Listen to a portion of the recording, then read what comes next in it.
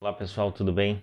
Hoje começando mais um vídeo para falar de um personagem histórico que eu já venho tratando em alguns vídeos, já mencionei ele bastante, especialmente aquele que eu trato do que é o GOAT, como defini-lo na sua modalidade, né? O que seria o GOAT de uma modalidade, eu falo que esse termo se origina a partir dele. E também em outros tantos vídeos eu já mencionei fatos acerca da carreira dele e situações que o colocam numa posição muito particular na história do esporte. Então, esse personagem, Muhammad Ali, antigamente Cassius Clay, é a definição perfeita, e vamos concluir isso no final, porque ele se autoproclamou assim e não foi à toa, a definição perfeita da distinção entre greatest e best, o maior e o melhor. Não o maior em números, em conquistas, que seria o biggest, mas o greatest, aquele que engloba tudo, é o maior, é o nome, é o grande personagem, o grande ícone, o grande que engloba tudo, né? Que soma os vários pontos, é o top of mind de uma modalidade, esse é o GOAT. Então fica a dica para você ver esse vídeo, vai aparecer no final, à direita, nos últimos 20 segundos do vídeo vai aparecer esse vídeo específico que eu falo o que é e o que determina o GOAT de uma modalidade.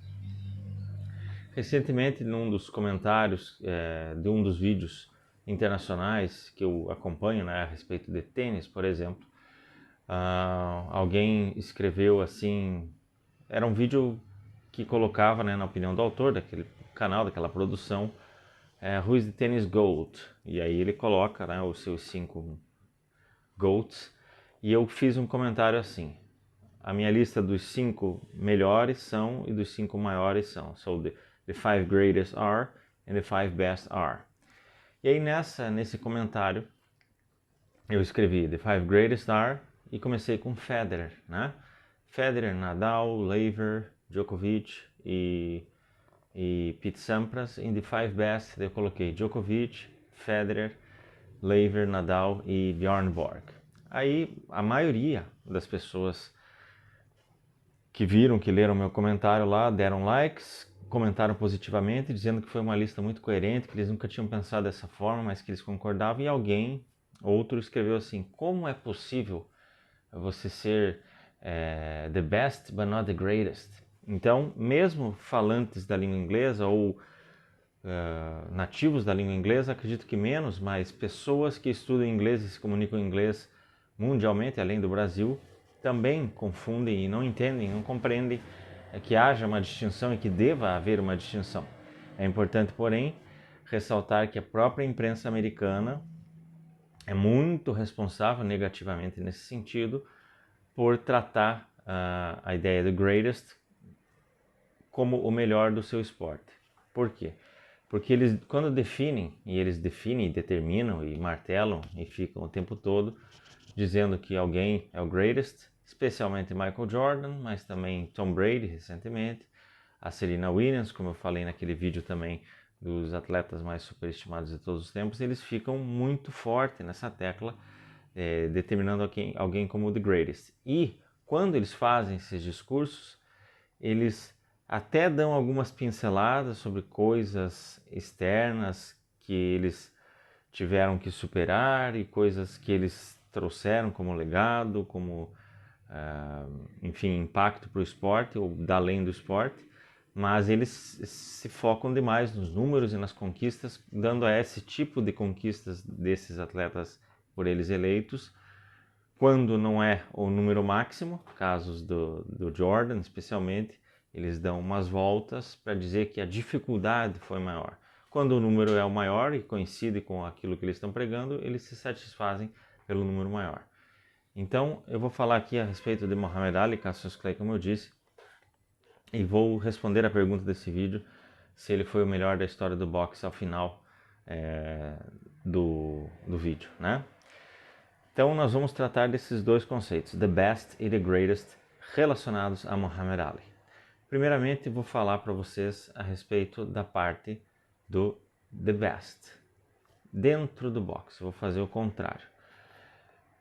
Dentro do boxe, antes da gente falar de Muhammad Ali, seria importante nós entendermos quem foi Sonny Liston.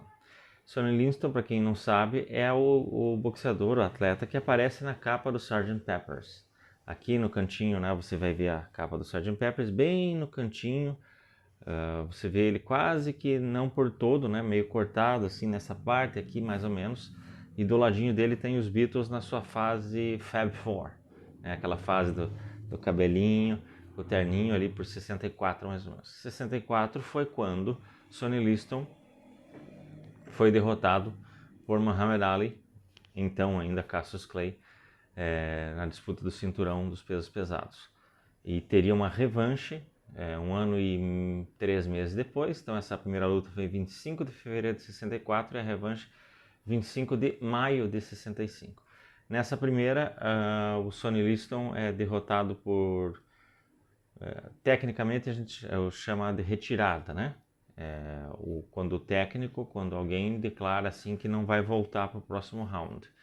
Então é um nocaute, né? Porém não é aquele nocaute físico, visual da contagem, e sim aquele que o próprio lutador ou o seu staff definem. É um pouquinho diferente de jogar a toalha, né? Jogar a toalha pode acontecer inclusive durante o embate, no meio da luta joga-se a toalha.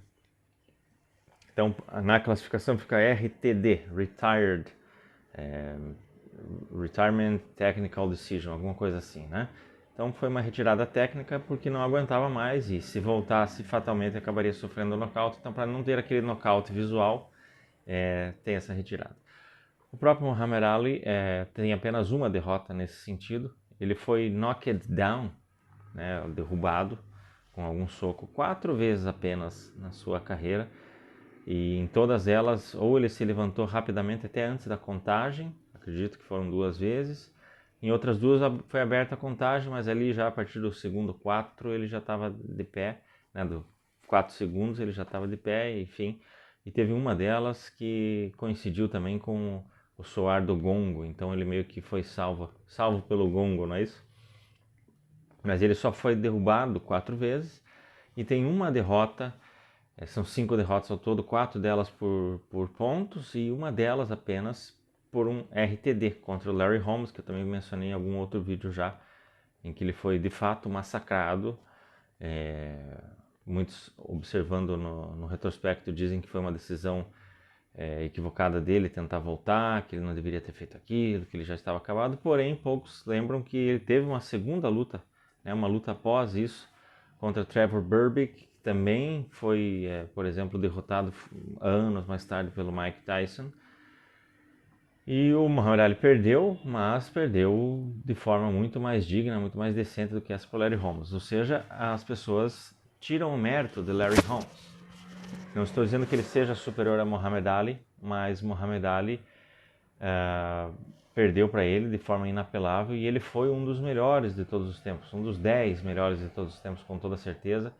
Do período ali de 78 até 85, mais ou menos, ele foi dominante, um dos que mais tempo ficou dono do cinturão de forma consecutiva, vencia quase todas as suas lutas, perdeu para o Mike Tyson lá em 88.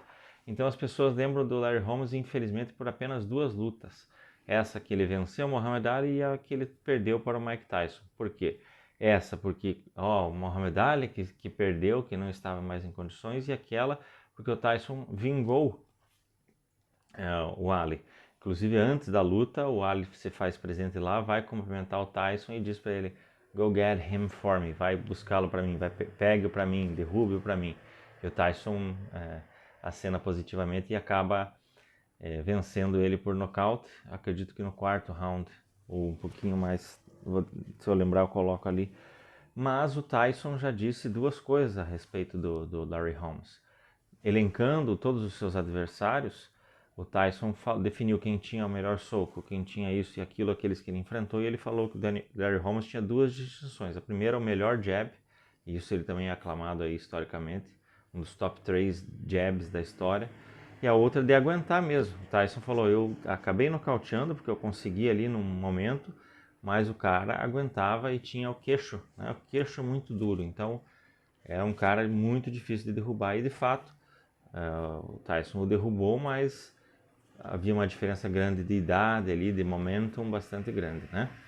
E o Larry Holmes lutou por mais uma década ali, quase venturou-se uma luta dele e George Foreman lá no finalzinho, em 99, mas oficialmente não aconteceu porque a grana não chegou para eles a tempo, para cada um deles. O Foreman teria sido sugerido 10 milhões de dólares, ele recebeu 1 milhão de dólares e não teve mais pagamentos posteriores, portanto a luta foi cancelada.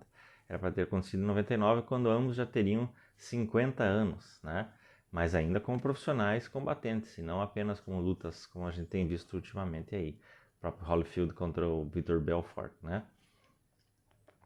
Então, para lembrar, para entender de Muhammad Ali, é preciso entender Sonny Liston, voltando lá atrás. Sonny Liston, que foi derrotado pelo Ali, vinha ali, eu não me lembro se ele já tinha uma derrota, mas se tinha, tinha apenas uma. Mais de 30 vitórias e uma derrota apenas ali, e era o defensor do cinturão.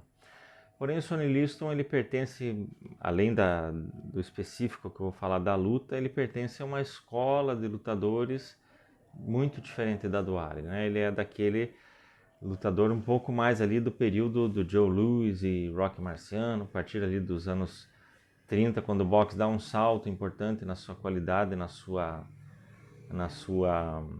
forma, né, da disposição das lutas. Vou falar um pouquinho do que foi essa mudança, muito breve, mas o Sonny Liston pertence mais a essa escola, daquela luta assim pensada, que você vai vencendo o adversário ali no golpe mais bem dado, né? Você muito estudado, lutas bem cadenciadas, e que eventualmente a força é que venceria. E ele vai enfrentar o Muhammad Ali, que lutava boxe desde os seus 12 anos, né?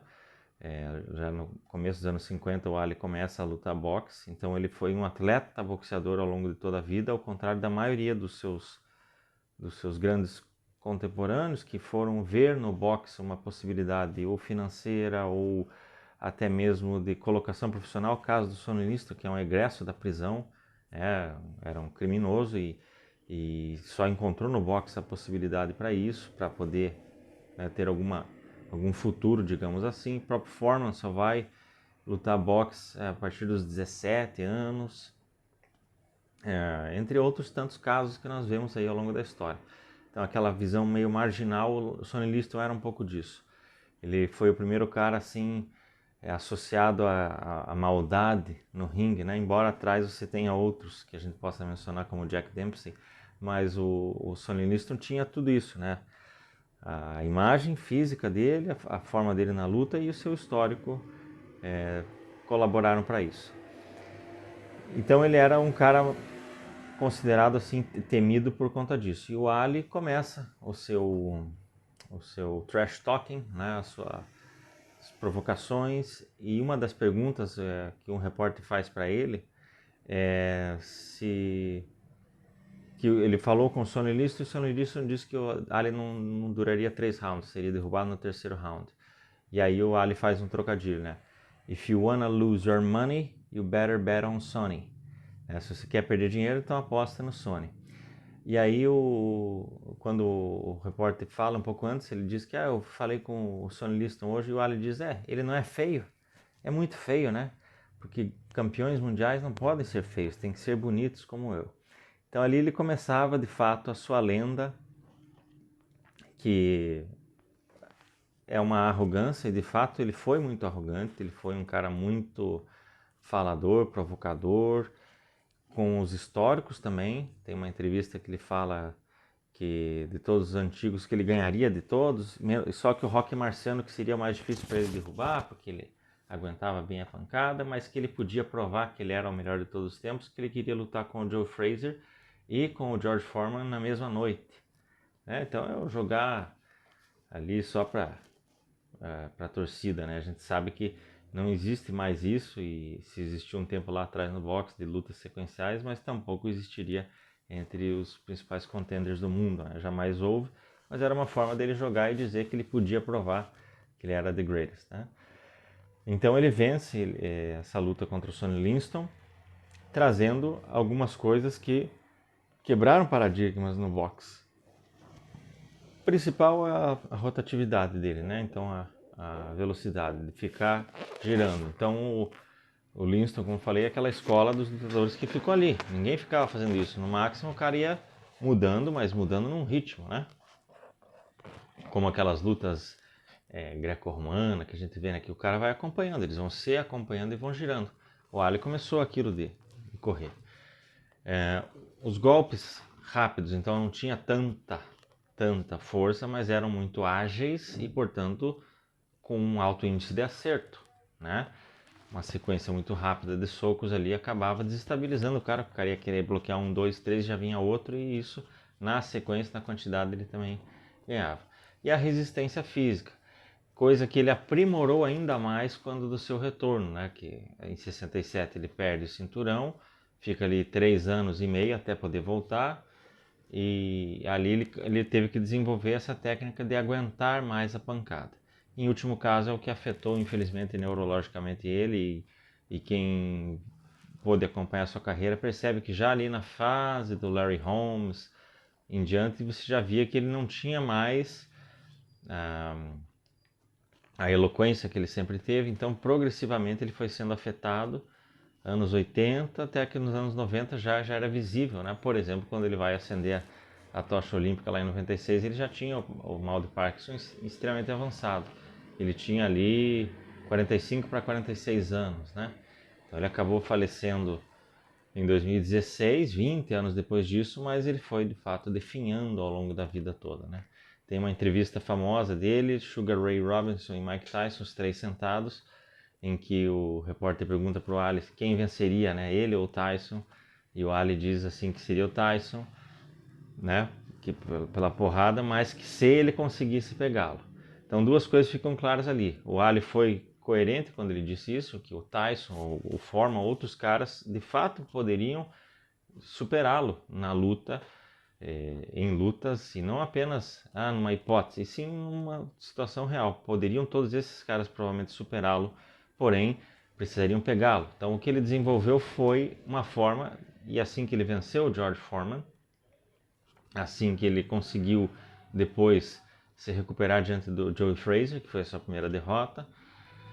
Porém, ele não conseguiu isso contra Ken Norton, né? Ken Norton, eles lutaram 3 vezes, o Ali venceu 2. Porém, uma delas, eu até reassisti essa luta esses tempos, a de 76.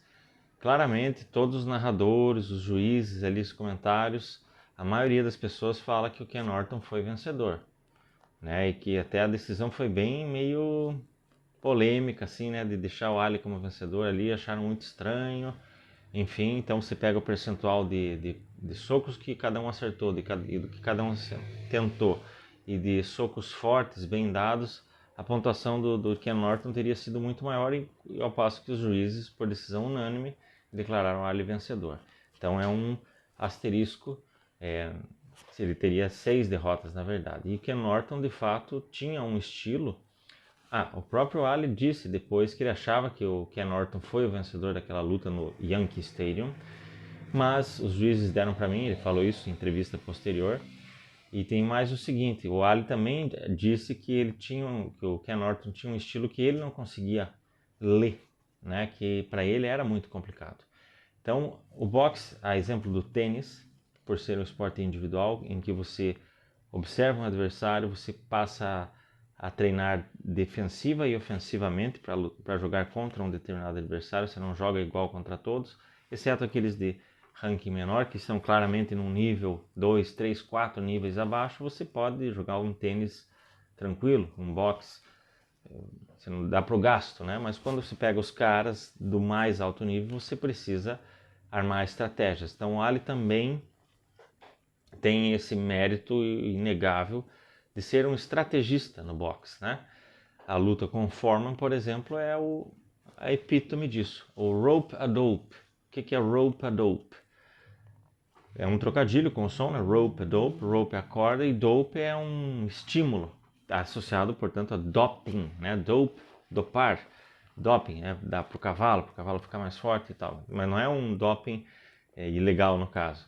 E sim, ele utilizou a corda para descansar, para poder se proteger. Então ele criou essa situação, que futuramente se tornou básica, né? O cara fica ali aguentando a pancada na corda, então ele dá aquela descansada, ele dificulta que os socos do outro sejam desferidos de forma certeira, e aí quando o outro vai, entre aspas, cansando, ele consegue retornar. Então o Ali tem muitos casos em que ele vai lá pro canto mesmo, ele fica lá no corner, ele deixa, tem uma exibição contra Michael Dokes, que o Michael Dokes tenta todo que é tipo de soco, e o Ali desvia vários deles, né? Então ele tinha também a provocação, então o psicológico. Então foram 5, pelo menos, inovações gigantescas dele pro boxe e que tornam ele muito peculiar na história do boxe. A parte física, né, o atleticismo, então isso na resistência no longo prazo. Então a resistência física, né, de aguentar na respiração, enfim. A rapidez, né, a velocidade dele imprimindo ali, que vai torturando o outro lutador de certa forma, o trash talking ali durante a luta, a agilidade nos socos e esse rope-a-dope, que é o principal exemplo da estratégia contra alguém. Então, um cara que trouxe 5 coisas para o boxe, para a luta de boxe, muito embora 2 décadas depois ali já regressasse um pouco ao estilo mais Lewis, Marciano, até Sonny Liston depois, né, com Mike Tyson, por exemplo, voltou um pouco a isso. Mas o grande trunfo do George Foreman, por exemplo, quando ele voltou, era mais do que ele continuava tendo soco pesadíssimo e fortíssimo, né? O Holyfield, por exemplo, diz que ninguém nunca bateu nele tanto quanto o George Foreman bateu nele em 91. E lá o Holyfield tinha 27 anos e o George Foreman 42. Mas o grande mérito do George Foreman no seu retorno foi aguentar. Nessa própria luta com o Holyfield, você vê ele tomando socos muito fortes e muito certeiros, que você vê o estádio já levantando porque ele ia cair, mas ele não caía.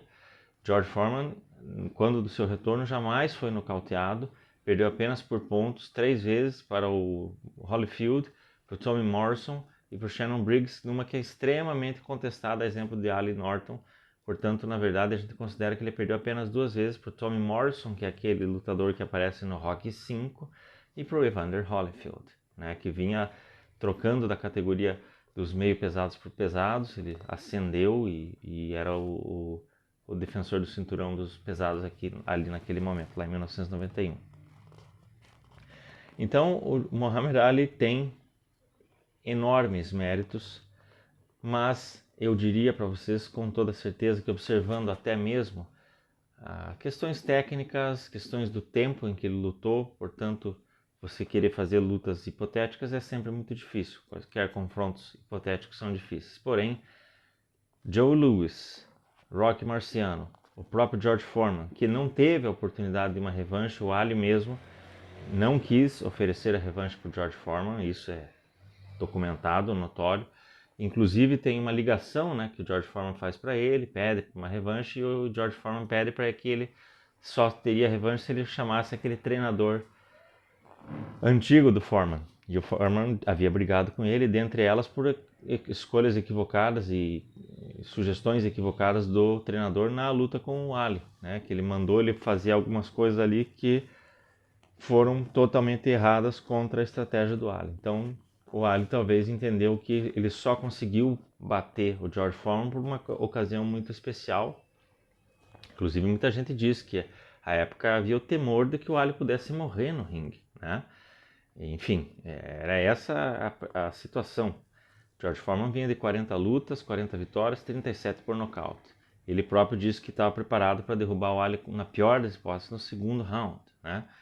E quando você vê, já estava no 8º round e ele não aguentava mais. Então, é um caso de um cara que cansou de bater. Ele realmente se perdeu na estamina, né? E é o que ele conseguiu desenvolver para depois.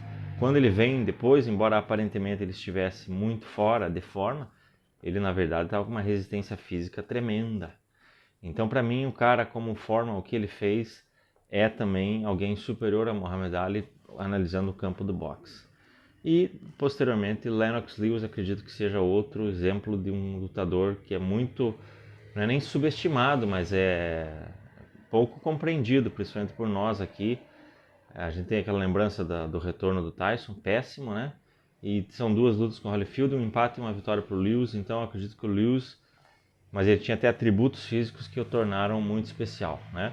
E lembrando o seguinte, a maioria dos lutadores nesse período ali dos anos 90 não desafiava o Lennox Lewis pela luta do cinturão, optava por desafiar o Holyfield. Então o Holyfield falou, poxa, né?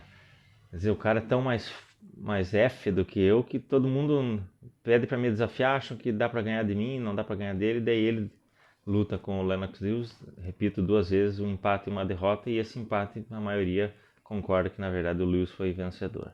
Então eu entendo que esses 4 lutadores sejam superiores exclusiva e estritamente nos seus atributos do boxe ao Ali. Porém, nenhum lutador é tão importante quanto o Ali para a história do boxe, nenhum atleta do século XX talvez seja tão importante socialmente quanto o Ali, dá para comparar apenas o Pelé nesse sentido.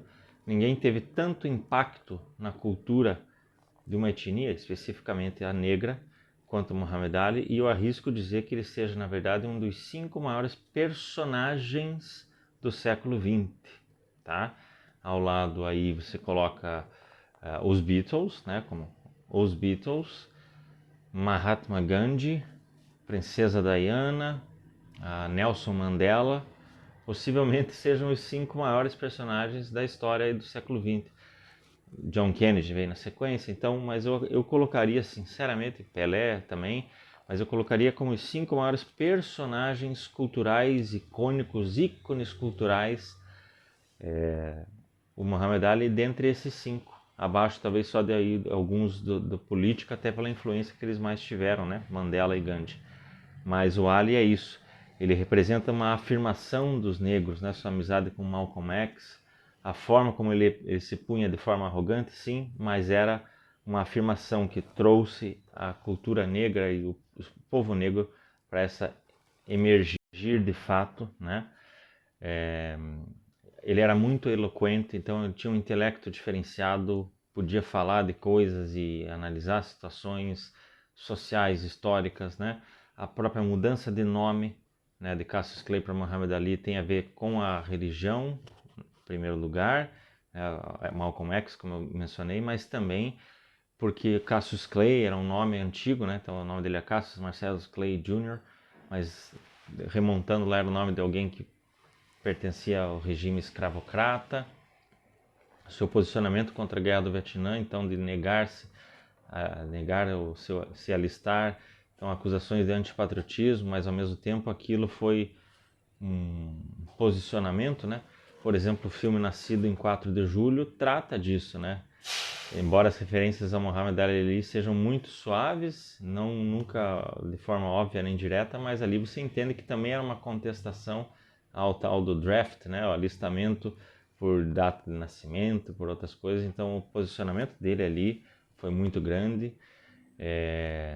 Então para a cultura negra, como eu falei, para a política americana, como um negro assim de ser alguém de respeito no mundo inteiro, coisa que o Pelé talvez tenha sido o primeiro do esporte de fato, mas ele sem precisar necessariamente, né, da fama, da riqueza. Há pontos muito negativos também nessa própria postura, a forma como ele tratava o Joe Frazier, né? Ele chamava o Joe Frazier, por exemplo, de Uncle Tom. Uncle Tom, para quem não está familiarizado, é uma novela, né, que foi escrita nos anos, no final do século XIX, talvez, em que mostrava o negro, né, o Uncle Tom, como esse servil, como esse sim senhor, né, que aceitava tudo e que preferia estar ali com os brancos, não falar de si como negro, assim, para aceitar aquela situação. Então, os encantos com a riqueza, com os luxos dos brancos, né?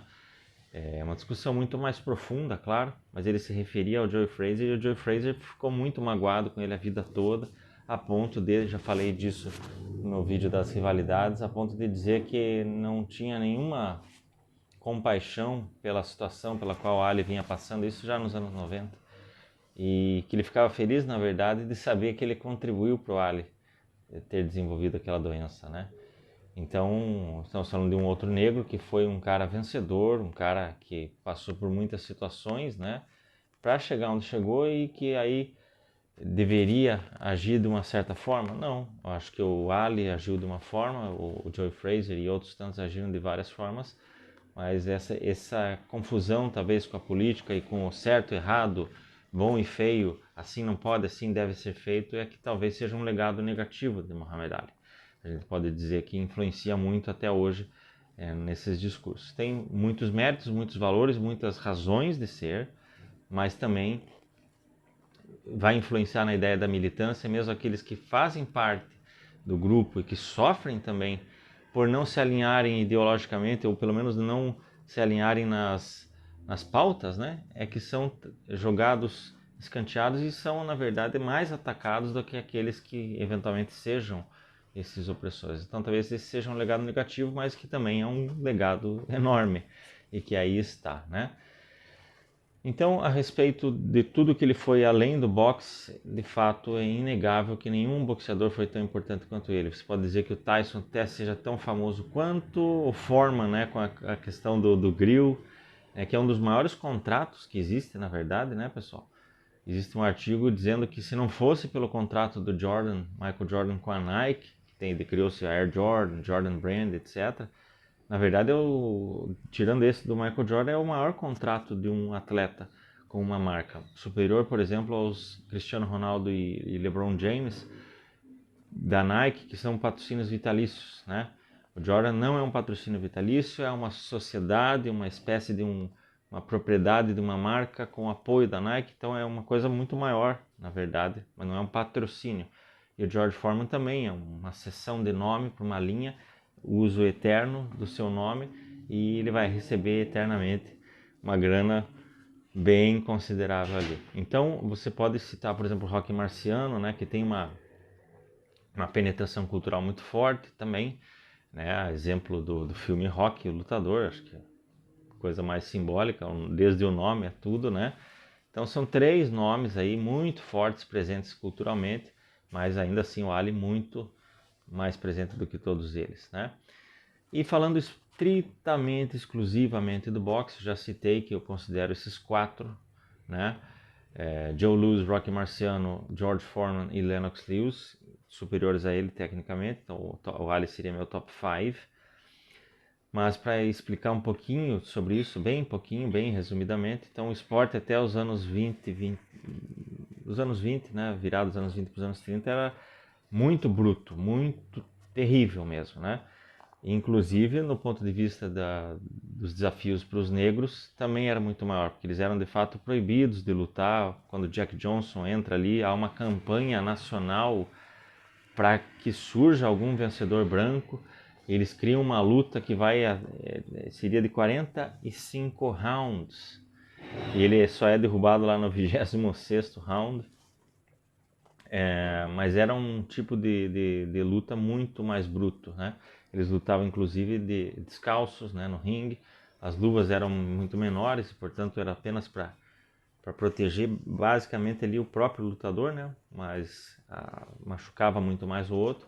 As regras eram bem confusas a ponto de situações como iniciada a contagem de um knockdown, 1, 2, 3, o cara levantava, no que ele levantava o outro já podia bater direto, não precisava separar e novamente recomeça a luta. O cara podia ficar inclusive próximo ali, na hora que o outro levantava ele já dava uma pancada.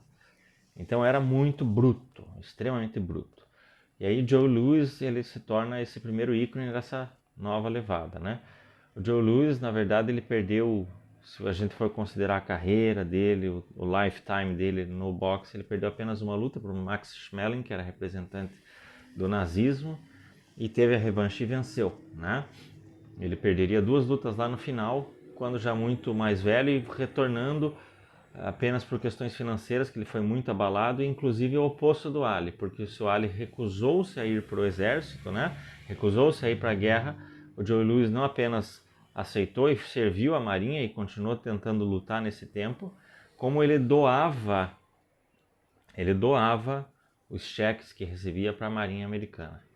E depois ele sofreu com a Receita Federal Americana cobrança em virtude desses cheques, porque você doou, problema seu, porque aqui foi declarado que era para você, então você tem que nos pagar. Então ele teve situações terríveis financeiramente, ele perdeu tudo, ele teve que morar lá no Caesars Palace, né, lá em Las Vegas, praticamente de favor.